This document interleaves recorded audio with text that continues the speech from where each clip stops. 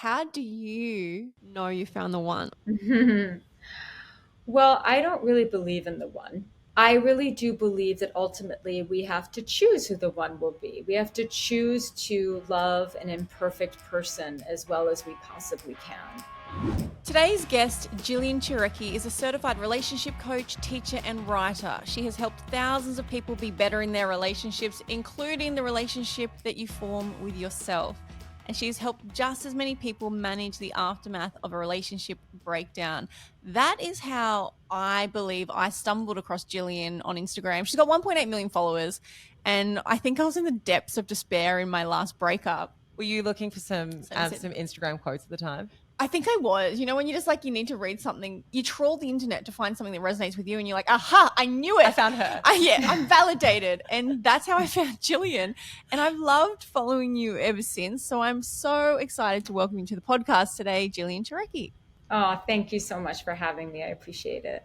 Jillian, you've had a bit of time now to think about this. We did try and do this recording the other week, and we had some technology issues from across the world, but you've now had time to think about what your accidentally unfiltered story is, your most embarrassing story, what has happened to you in your life that you're just mortified by. Can you share that with us? Sure. I mean, it's more a story of humiliation. So many years ago, over 10 years ago, I got divorced. And the way that it happened was that, my husband broke up with me over the phone and my mom was dying of lung cancer. And I was having a miscarriage that morning. Yeah. Oh my God. That's a crazy story, but I felt very humiliated by that. And, it's not like some fun, like, yeah, I got drunk and said something stupid. This is like a very humiliating moment for me. Not that it should have been humiliating, but I think that when you're left like that and you feel abandoned and your marriage is ending, everyone thought that you were like the best couple. There's a humiliation that comes with that. And there's just a humiliation with just not being honored in any way, through the process of a breakup. But, I turned all of that into really turbo powered lemonade. So I think that it's an interesting story because sometimes our most embarrassing moments, the moments that are like I said, humiliating, are the moments that also, if you look at it differently and if you change its meaning and you see it from a different perspective, or rather from a broader perspective of how that event sort of fits into the tapestry of your life, then it's no longer like I don't feel humiliated by that moment anymore. But I remember experiencing deep humiliation during that time. Was this the end of this relationship prior to you getting into the work that you do now? Was this like the catalyst for that? Yeah, so I had been teaching yoga for over a decade before that happened. So for over 20 years, I've been helping people heal pain, like heal emotional pain. And so I worked with people on their bodies and the mind body connection and mindfulness and self awareness. And I would help listen to people and their problems in their relationships. And I always felt like, not always, I loved teaching yoga, but then I reached a point where I felt like I wanted more. But I didn't know what that more was. I just felt like there was another plan for me, and I just didn't know what that looked like. And I had gotten married, so I thought that there was a part of me that wanted to go the like have the family, the traditional family marriage route. And then there was another part of me that just felt stuck. And so when everything went down, the dissolution of my marriage, which was so incredibly painful for me because, I had this belief system when I entered the marriage, that I wouldn't be one of those divorced people. Like, I'm never going to get divorced. I'm self-aware. I've done work on myself. This is going to be a marriage that lasts. And I just, when it ended, it was compounded by the fact that my mom was dying of lung cancer. So it was a real dark night of the soul. But when it ended, I just was like, I was so devastated and humiliated by it. I was humiliated because I thought I equated, if this didn't last and this ended, I'm a failure. Like I'm fucked up. Something is wrong with me. And so I became obsessed with, initially, I became obsessed with just feeling better, because when you are going through such a hard time, you're in survival mode. So the only thing that you really want to focus on is how can I claw myself out of this hell that I am in? And with wanting to feel better, I also became completely obsessed with what makes a relationship work. I saw my friends and students over the years just totally mess up their relationships. And I've also seen good relationships. And my sisters were in good marriages. And so I really needed to figure this out. And so I became obsessed with, number one, helping myself come out of this experience alive, and then also how to help people. And that started the whole journey of looking into relationships, relational dynamics, relationship with self, how to survive a trauma, and then how to love better. And yes, long answer, but that was the catalyst. When you went through this, and I didn't know this part of your backstory as to how you got into your relationship work, but when you have so much of your identity wrapped up in people thinking that your relationship is wonderful, I think so many of us can put on a facade and then not even talk about, not acknowledge, or want people to think that our relationship's perfect. And when it's crumbling around you and it's almost like the veil has come down, how did you deal with that identity shift within your friendship groups as well? Well, lucky enough, my close friends, they had my back, and so that was really a wonderful learning to go through that and to really know who your closest friends are. I think it was more like not my closest friends. It's almost like the people who project it, as a yoga teacher, it was an interesting experience, because a lot of people will project perfection onto you. Like somehow, like you're a guru, you know better, you're this, you're that, and it's all ridiculous. It's just also society standards. It's like, oh, wow, I didn't make it work out. And my friends all had my back, but I wouldn't say that it was, well, there's the identity crisis of transitioning from being someone's wife to then being single again, which is an identity crisis that people go through after every breakup, being someone's significant other to being single again. I think it was just more like I was concerned about how people would view me. Yeah. I just didn't want to be like, quote unquote, fucked up. And I was afraid that I was, because I thought, if this didn't work, then clearly I'm really messed up. So I had all these false narratives that I was drowning in. And so part of my recovery from that was to challenge some of the beliefs that I had that were making the situation worse for me. I really love that your accidentally unfiltered, your embarrassing story was one that wasn't funny. You are the first person in 5 years to have brought and I've never thought about it like that.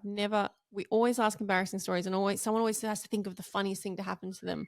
But it's so relatable what you just said, because everybody that goes through a breakup, especially if you're the one that's broken up with and that choice is taken from you, is a feeling of shame and embarrassment. And I don't know why that is. I don't know if that's an internalized feeling of rejection that you're not wanted, failure, or if it's external and it's what are people going to think? Do I not look desirable? Does someone think I'm going to think I'm crazy? And I find it really fascinating, because we're going to speak about breakups today, but it leads me into the question, how do you know you found the one, or what are your beliefs surrounding the one? Well, I don't really believe in the one at all. I think that there are many possible ones. So, for example, there was the one for me when I was 17, and there was the one for me when I was 25, and there was the one for me when I was 35. And so, we find many of the ones. And I think it depends on where you are and the stage of life that you're in. I really do believe that ultimately we have to choose who the one will be. We have to choose to love an imperfect person as well as we possibly can. So I think it comes down to a choice. And the decision to spend your life with someone, like who you decide to share your life with, is one of the most important decisions you will ever make. In fact, I think that if we were to take all the important decisions that we've made in life and we were to combine them, none of them would really add up to the choice that we make when it comes to who we spend our life with. Choosing someone to partner with is, of course, an emotional choice, right? It's like, who do we feel the most love towards? Who are we most attracted to? Who do we feel the best around? But I think that when it comes to long-term partnership, it really also needs some practicality and some wisdom. I think that people need to start with understanding who's definitely not the one. Yeah. Yeah. Let's rule out the red flags first. Well, I mean, Yes. isn't it? Because I think I talk about myself in this when I say most people, maybe I'm speaking from my own experiences, but often I would think about the way that it made me feel. How do I feel about that person rather than what are the things that person's actually doing to show that they are a good partner or that they're invested in the relationship? I'd be like, but if I feel this much, surely they have to be the one, because Yes. it's too big to make sense of. You're like, they're cheating on me, but I feel good with him. I was like, but my love for him is so overwhelming that it has to be. And it's only been through, I mean, the many years that we've done this podcast and many years of these conversations. I'm like, that is a terrible indicator for the one. But that was my benchmark for it for so many years. And most people, as opposed to, do we understand each other? Like, do we really get each other? Are we looking in the same direction in life? You know, like, do we have common goals of how we want to live our lives? Do we share important values? Do we feel safe around each other? Do I feel like this person, no matter what, is going to have my back, and vice versa? And these are the things that many people, including myself once upon a time, don't really consider. They just consider their big feelings, like you said. What are your feelings on the difference between emotions and feelings? You know, exactly going back to what Laura said, I think about them all the time. I want to text them 100 times a day. They must be the one. What's your interpretation of that? Well, what I will say is this. The only reason why anybody would want a relationship is to actually magnify positive feelings and emotions. Like, people think, you know, I was having a conversation with a friend. She's like, oh, I thought people want to get into a relationship because they don't want to be alone. Well, yeah, some people are motivated by that. But most of the time, what people are motivated by is that they think that their lives are going to be better as a result of being in a relationship. So we are always, as human beings, in pursuit of happiness. We're always in pursuit of feeling more positivity. And we think that in a relationship, that's what it's going to give us. And the reality is it should, but it's not, you know, we have to do our part. You know, no one is coming into our lives to rescue us from negative emotion. No one is coming into our lives to rescue us from our stress and our problems. Like, that's what I'm saying, that it is an emotional choice, right? Like, I feel so good about this person, or I'm on top of the world when I'm with this person, which is great. But have you stuck around long enough to uncover this person's character and their values? Like I said, whether or not they actually truly get you and you get them.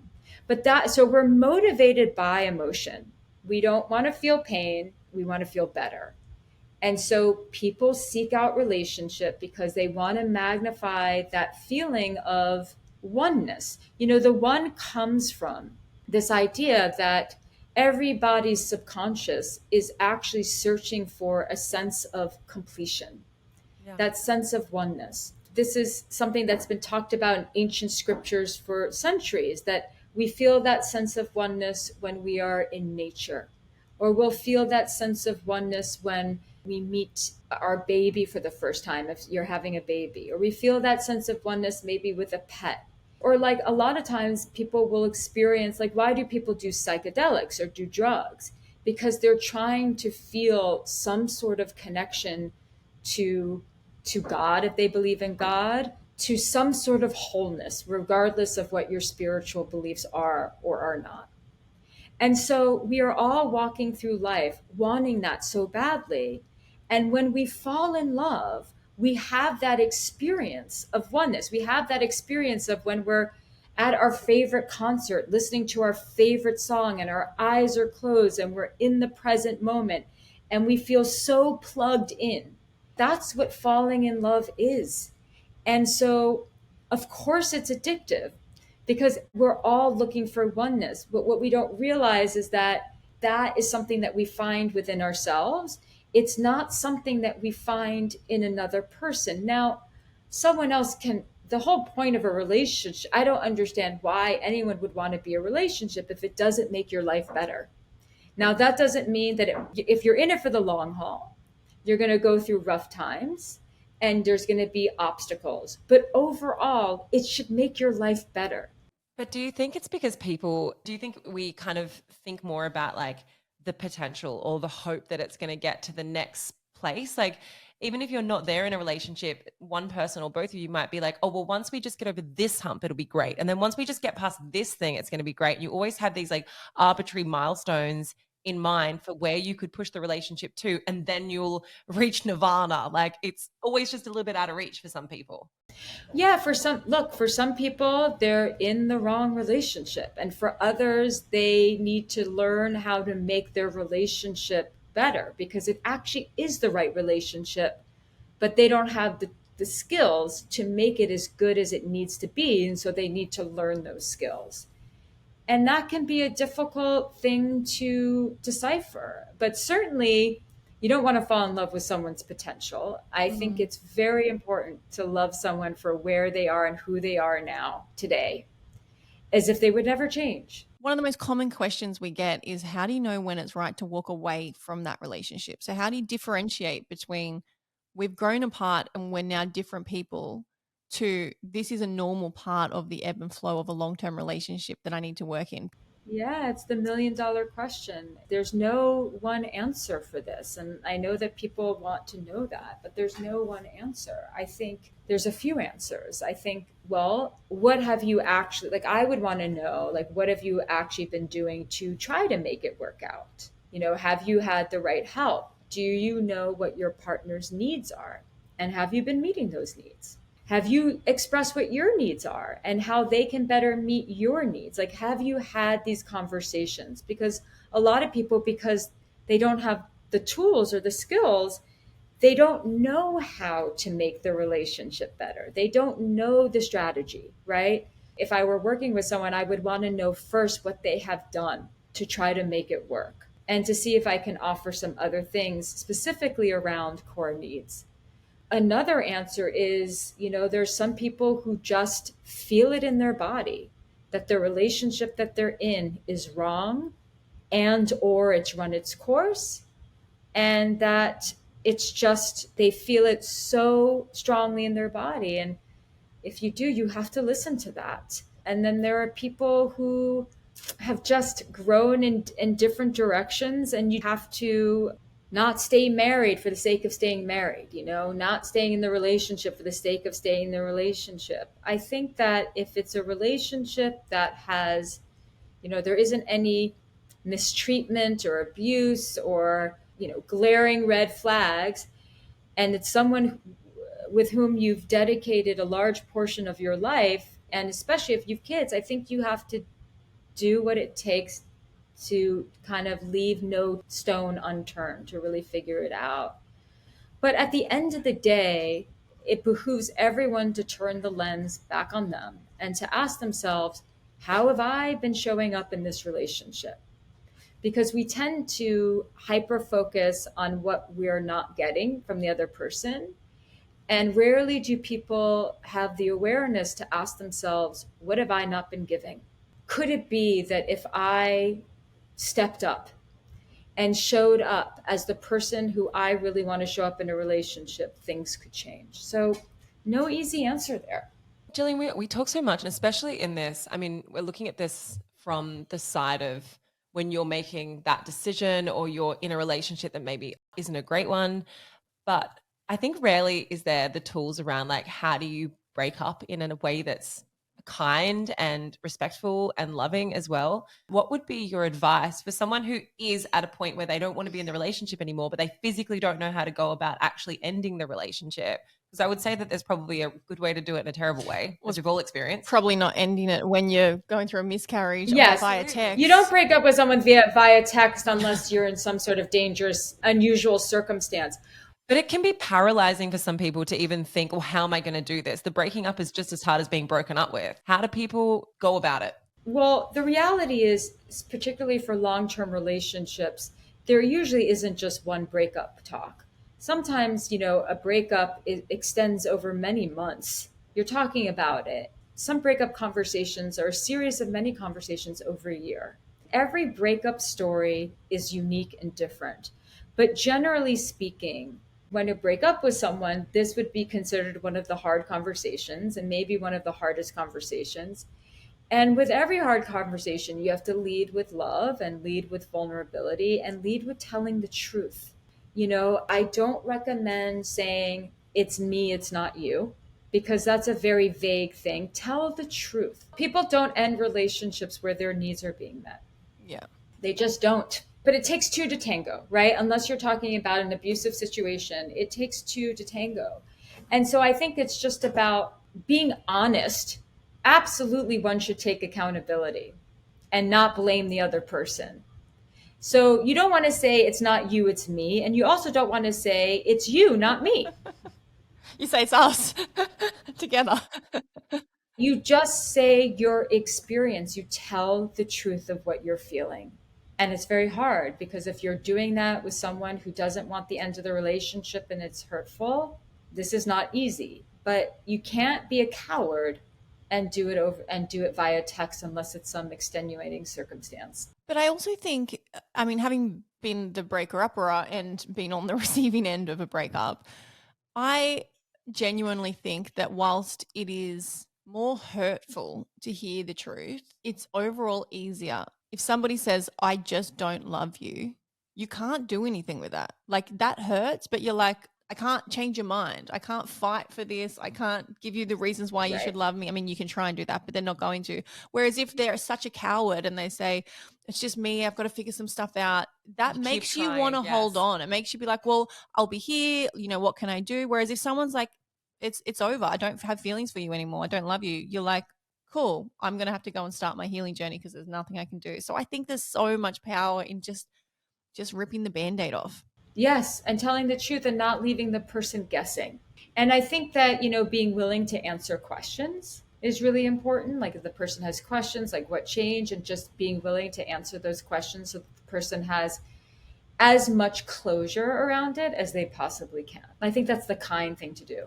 What do you think about the idea of the grass is always greener when people have been in a relationship for a little while and they find themselves thinking of other people, wondering if a relationship could be better, wondering if sex could be better, what sex is like with someone else, what it's like to kiss somebody else, having those fantasies, knowing that nothing is wrong with their relationship? Do you think that is indicative of normal characteristics in a relationship and just being normal humans? Or do you think having any sort of outside thoughts is leaning more towards you're the wrong person? No, you're going to have, sorry, I know it's uncomfortable, but people are going to have those thoughts. I think that there's a difference between having those thoughts and letting those thoughts sort of infiltrate your life and your marriage or your relationship. But yeah, you're going to have those thoughts. And I think they're normal. I think it's normal to feel attraction for people outside of your relationship. But I think at the end of the day, you make the choice to invest in the person who you're with. Because with wisdom comes the understanding that even if you were to leave your partner for that other person who you're attracted to, in time, the same thing's just going to happen with them, or that like romp in the hay. Like at the end of the day, it's not worth it. What's worth it is your current partner. I think that if you're having those thoughts and they're just like infiltrating you, you can't stop obsessing about someone, that's very different and is a sign that something is wrong in the relationship. Do you think people can compartmentalize their relationships though? The reason why I ask this is because, Britt, you said something the other day. Oh God, here we we were go. talking about, we were talking about like in terms of like being sexual with your partner, and a guy might be like, well, I don't want to do that with you because you're wife material to me. So I've like put you in this box, but I'll do that with her because to her, that means something different to me. Yeah, Freud called that the Madonna horror complex. Yeah. Okay. So I didn't realize that this was a whole thing, but more so in terms of like, when we say, that you might have these feelings or whatever, and I guess this pertains mostly to cheating, this idea, but like you can compartmentalize your relationship is here. I'm happy in my relationship. Everything's great. But I have these other things that I desire, need, or want. And does it still mean that there is like a deep issue in the relationship? Because I guess for anyone who's experienced cheating, extramarital affairs, anything like this, often it is like, I love you. There's nothing wrong with our relationship. I just had this need over here that wasn't being met. And the two can be kind of separated in the way it's talked about. So that need that's not being met is the need for passion and excitement. Because what happens is that without being conscious and aware of this, long-term relationships, things get very certain and comfortable. So what happens is that a lot of people who have affairs, they don't want to leave their spouse because their spouse is safe. Their spouse and their relationship with their spouse represents stability in their life. But the person that who they're having an affair with is the person who represents excitement and adventure and novelty. And so it is a indication that inside the relationship that the needs for novelty and thrill are not being met. Now, this is something that definitely needs to be worked on between two people who are in a long-term relationship, is working on the passion and the thrill and the uncertainty. And the way that we do that is, well, it starts with ourselves, because a lot of times when the magic kind of seeps out of a relationship, it starts with the magic coming out of ourselves. Like, we have to feel that sense of aliveness inside ourselves. It's like, we can very easily fall into ruts with our partners where we're just kind of taking each other for granted, where we come home and it's just like we're right into our sweatpants and like, we can easily become like roommates. And the thing is, what made the passion that really happens between two people is them seeing you not just as one dimensional. They're seeing you like in your element. They're seeing you happy and smiling. They're seeing you alive.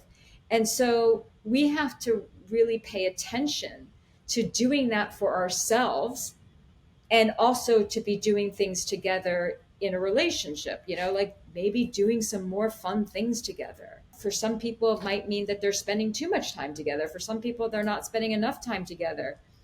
More times than not, it's mismanaged stress, and people are stressed out and they stop doing what they did in the beginning of the relationship. So they're kind of stressed out. They're not bringing like their highest self to the relationship anymore. They're bringing, like what Esther Perel and many other experts have said, their leftovers home, their emotional leftovers home to their partner.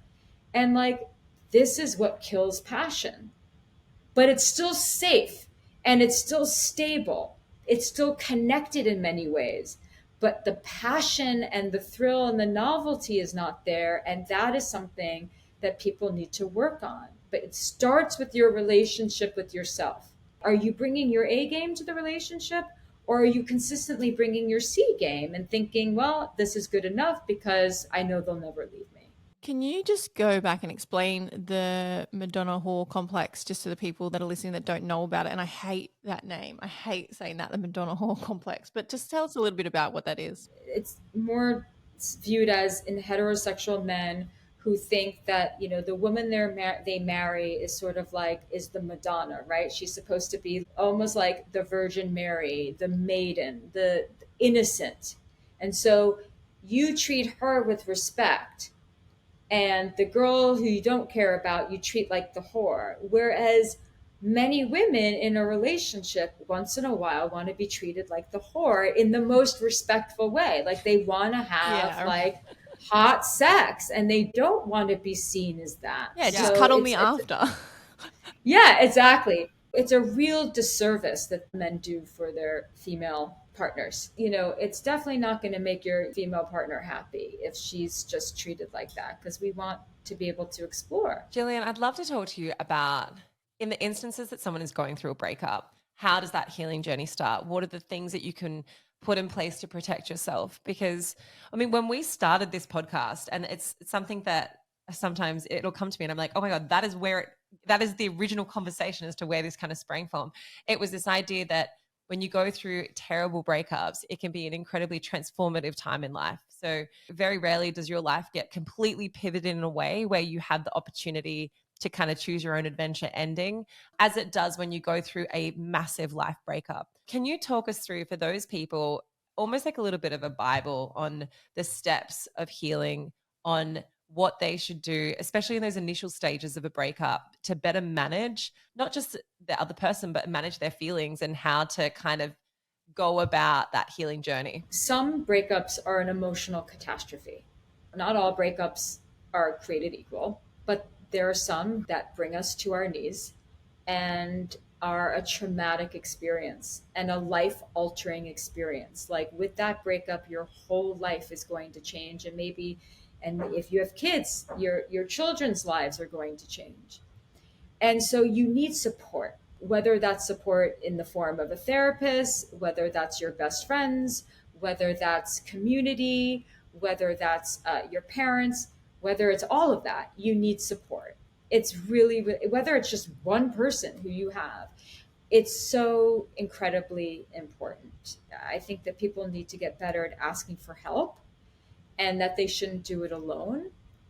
And so I think that when it initially happens, you go into serious fight or flight, you're in serious survival mode, you're barely eating, some people are barely bathing. And so it's just your nervous system is just completely fried. And so you just need as much love around you and support as you possibly can. So that's the initial stuff. And then as the shock starts to wear off and you start to get sort of your sea legs back a little bit, then I think it's about processing and really trying to understand what happened. And, you're going to go through a roller coaster of emotions because you're grieving. So when you're grieving, there's anger, there's depression, there's denial, there's bargaining, there's all these different things. And every day is sort of like you can go through all those emotions in a given hour, let alone a given day. And so I think it's about having someone help you process your emotions, and to talk about it really helps. And then there's about just getting exploratory to really understand what went down so that you understand. Because one of the things that people need to ask themselves is this a pattern?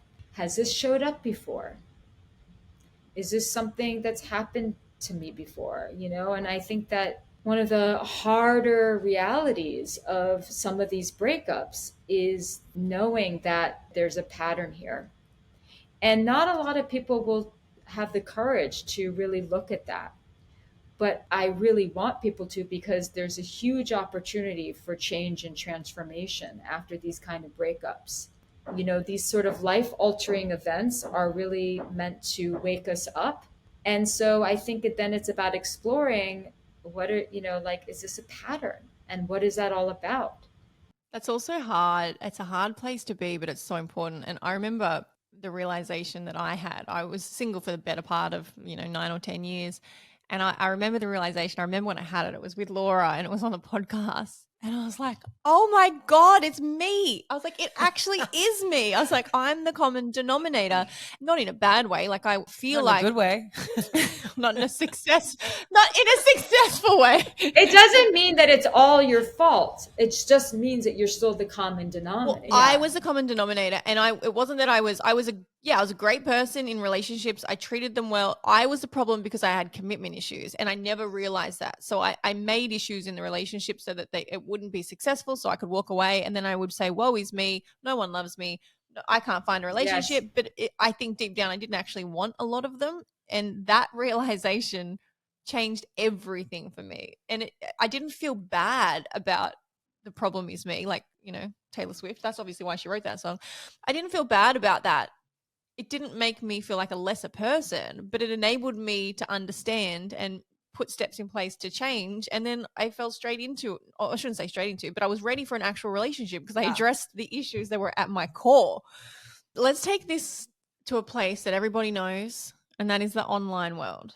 So when you're going through a breakup, what do you think people should do surrounding like social media? I feel so bad for teenagers and just younger people having to deal with that. Like, I mean, I certainly didn't have to when I was a teenager deal with social media. I'm assuming yeah, Well, I it's don't like know. they're having to deal with it now before they even have the emotional processing or like Yeah. problem solving skills when it comes to relationships, but they're also bombarded by it. Like I think about my 20s and I'm like, fuck, I couldn't stop myself from looking at what my ex was doing. No. I didn't have the self-control to not like torture myself with this. And I think how's someone who's even younger than that gonna have any Well, chance of it's not just I know. it's destroying their feelings? the idea of like when you go online, you're in a breakup or someone you like or someone you've been texting, whatever, and then it's as simple as he broke up with me, but he's looked at my story. I've seen him look at my story. Yeah, it means nothing. Yeah. Yeah, Which means nothing. exactly. So I think that to protect your sanity, you just have to block and unfollow. It is the only way. Otherwise, it's too tempting. You'll look at a story. I mean, this is what's the irony. You'll look at their story and create a whole story around the story that you looked at. You're like, he's already fallen in love. 99.9% of the time, the story that you fabricate based on the story that you viewed is not right. And so it really becomes a matter of self-torture. And so you have to, I think that everyone just has to decide that they don't want to torture themselves and to suffer any more than they're already suffering. And so to unfollow is really the only way, I think. I love that you mentioned that in terms of this idea that we fill in the blanks. I think a lot of people can be guilty in relationships of thinking that they can read minds, that they know Yes. what their partner is thinking or feeling, that if they're not getting all the information, they think they intuitively know the information. It's so easy for you to convince yourself of a narrative that may not be true and you think it's true. I think that like the antithesis of that, of somebody that you might have a crush on that is not texting you and not contacting you, making that story up in your head as to why, because you want them to like you so much. Oh, his grandma's probably ill and he's really busy, which is why he hasn't contacted me. Chances are he's not interested in contacting you, because I really believe if they wanted to, they would. Like that's my life motto. Yeah, I think we play a lot of games with ourselves, and the mind can certainly become a very messy place.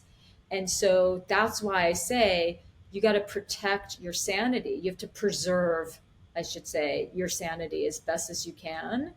And part of that is removing anything that is just going to make your mind go nuts, honestly, with justifications, stories, filling in the blanks, mind reading, all of that. Jillian, one of your very viral videos, which I was watching the other day, was you talking about the types of people that you can't have a relationship with. Or you can't build a relationship with someone who ignores your texts. You can't build a Yes. relationship. Yeah. What do you think? And I mean, I would love, even if it's in a way of summarizing that, but like the main things that you have experienced that people have come to you and been like, I'm trying here and they're not trying. What are the big red flags for you that you're like, these are the things that if this is happening in your relationship, you can't keep pushing this up a hill? Yeah. So I see a lot of people getting into complicated situations with people. And I really want to empower people to be communicators and to not get into relationships or connections where they don't feel good about themselves. But a lot of people will do that because they are really hungry for love. They want to be in the relationship. They feel attached to this person. They think there's going to be no one else out there. It's all fear that's driving that whole thing. And I don't want people to do it anymore. I don't want people to be in relationships where they're afraid to say what it is that they want. And I don't want them to be in relationships that are making them miserable, but they're staying in it because, they're afraid that, they won't find anyone else. I'm speaking more specifically to early, like dating relationship, from date 1 to about 6 months, Here's the thing. You can't expect someone to be committed to you and invested in you when you just meet them. It takes time. But 3-4 months in of consistently spending time together and it's not going anywhere, and you don't feel good and you don't feel prioritized, there's a problem. So it's time to open up. I mean, I think that people should be, what I want to encourage people to do is to be communicating very openly and honestly from date 1. Jillian, do you think that's the timeline? Because we get that question all the time and it's so easy to get to a point where it turns out you're in a situationship that's not actually going anywhere, but you're too scared to ask the question for fear of it ending. What do you think is the timeline for people that if you've been dating, if it's not moving, Like, when do you call it? I think it's so tough. I mean, I think that there's so many variables here. So number one is, and a bigger issue that women run into is, if you know that you get attached after sex and you don't know where you stand in this person's life, wait to have sex with them, because you are going to be like a goner. You're going to be attached, and then you're going to be waiting by the phone, and all of a sudden you're just completely disempowered in this scenario. There's that variable. There's how often have you been spending time together? Because I don't think that people should be playing house with strangers. Like, don't be having sleepovers and spending all weekends together when you haven't had a conversation about what this is and what your feelings are and what you kind of both want and what your expectations are. Like, you have to have these adult conversations right away. So what is the timeline? I think, it depends on how often. So some people are going really slow, some people want to go really slow. But I think if you're consistently spending time with someone and you're sleeping with them and feelings are growing, and, it's like 2 months in, 3 months, it should be progressing. Even if it's moving really slowly, there should be, even if it's a slow burn, there should be some sort of momentum and some growing and some progressing. And if you feel like it's not, open up your mouth and just say, this is what I would really love. I'm curious to know how you feel, and this is what I want. So many people are afraid to do that because they don't want to sabotage it. But I'm telling you, there's nothing more attractive than someone who knows what they want. But don't start having that conversation 2 weeks in. Like, just don't. And I'll tell you why that's so important. I love the passion. Yeah, I'll tell you why that's so important. How do you know that you want a relationship with someone after knowing them for 2 fucking weeks? You shouldn't. You think you do, because this is just going full circle with our conversation, because the heightened emotion is there. All the feelings are there. So you're like, I just want more of this. And so you start to cling to this idea. You don't want to let them go, and you want to know, and you want the certainty of knowing.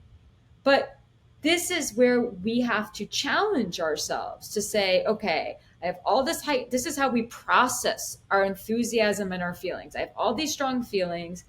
I'm feeling like I want this person. I don't want to be guessing. I'm feeling uncomfortable with the uncertainty of it all. But I really don't know this person. It's been 2 weeks. In reality, they're a stranger.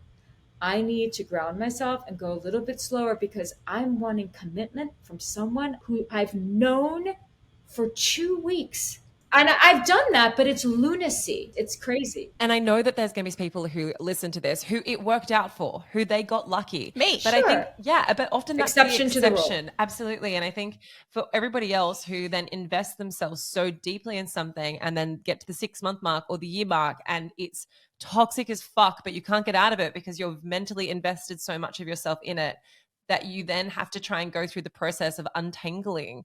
It's so much harder. And that's a very difficult untangling. Yes. I mean, speaking of that, the idea of that first 2 weeks where you think you want it all, it obviously comes back to a lot of that chemistry, emotional, sexual chemistry, the literal obsession because of the dopamine hit that you're getting. What's the difference between a healthy and an unhealthy chemistry?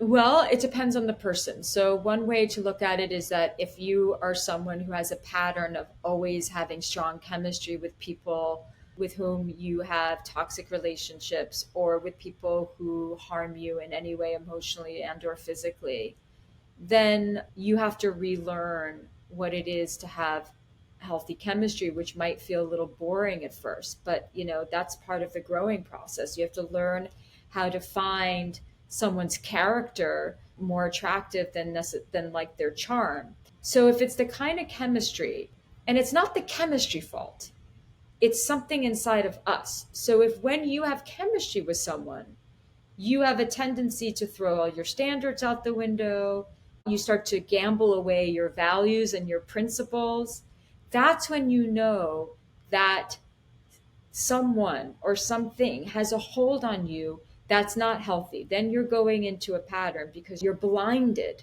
right? That's when you shouldn't be sleeping with the person. That's when you should be slowing down a lot.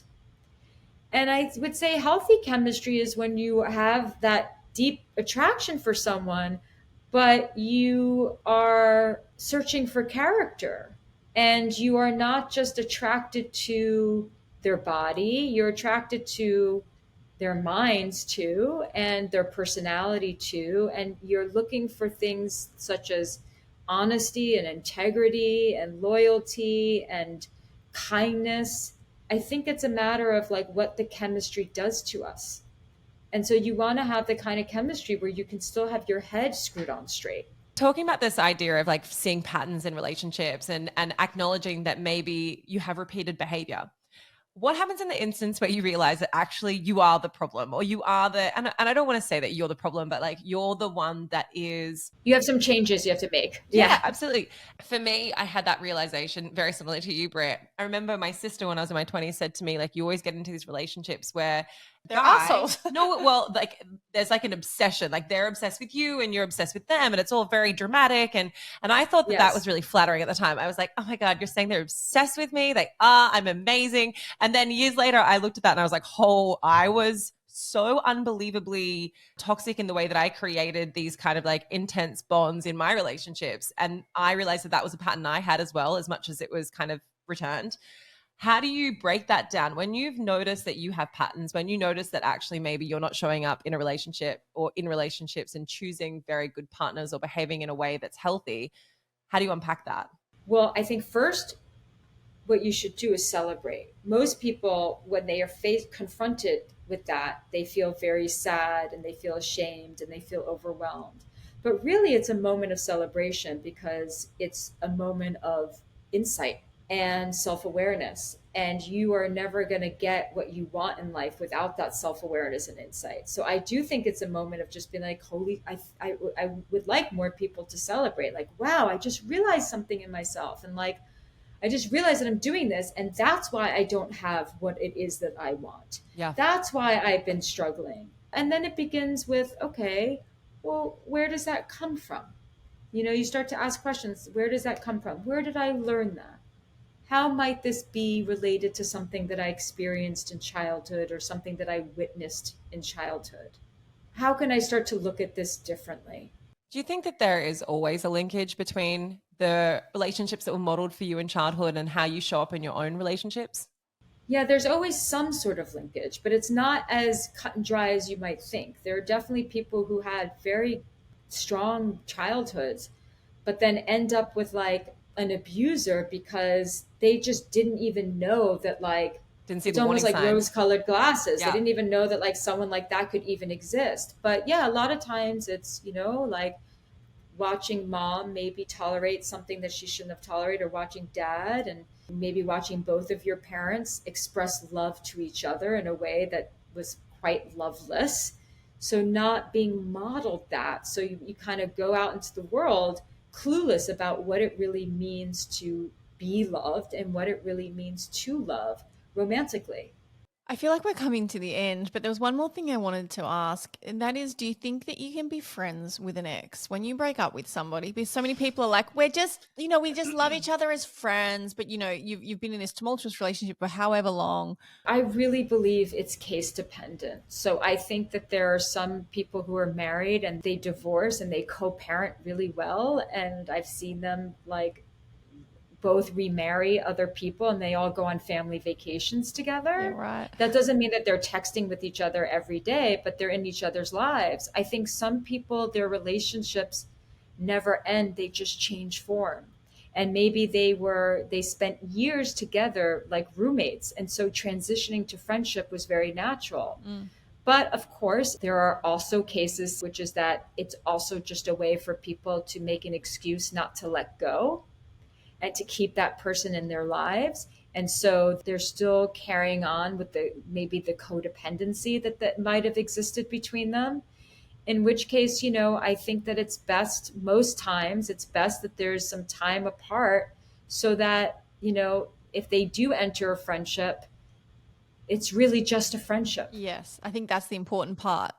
The detox, that time, Yeah, the detox. and block them, don't message them, don't call them, don't see them. Have that time to, I guess, suppress those feelings, get back to base ground zero, and then start the friendship if you really feel like you can't live without that person in your But life. I also think like you can be honest with yourself. I think sometimes we lie to ourselves about whether we're friends with our exes or not. Like you you want to have sex. You know if there's something there. You know if you're holding on to like a spark We or do whatever. lie to And, ourselves. you know, we lie to ourselves. And like I think time. if we honestly sit down and unpack what that relationship means to us, even if you're just getting validation from it, whatever it is, like if that's something that you're receiving, then it's not just a pure friendship. So, you know, especially if you're in a new relationship, just is fraught with so many problems. But yeah, I think we get very good at lying to ourselves and what we think we are and how we think we show up. Agreed, 1,000%. Jillian, thank you so much for coming on today and sharing your time and your wisdom with us. I've really loved You're it. amazing. We're going to put all of Jillian's contact details, not her home address or pager. Yeah, but we're going to put her house, but you can go to her Instagram. We're going to put her Instagram in our show notes. Well, it was such a pleasure, and I really appreciate you having me, so thank you.